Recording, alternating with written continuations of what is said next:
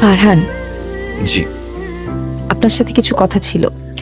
Will you marry me Farhan? Are you crazy DMD, আপনার সাথে আমার প্রেম প্রেম ভাবটা মাত্র শুরু হলো।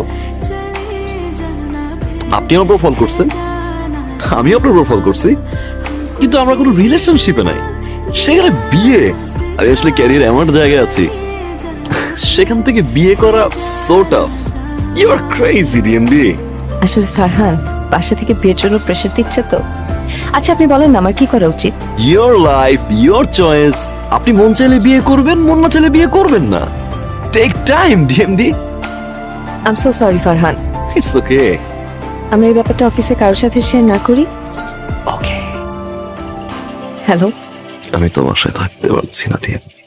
এত রাতে শীতের দিনে বাইরে থাকলে আপনার জ্বর আসবে। প্লিজ বাসায় চলে যান।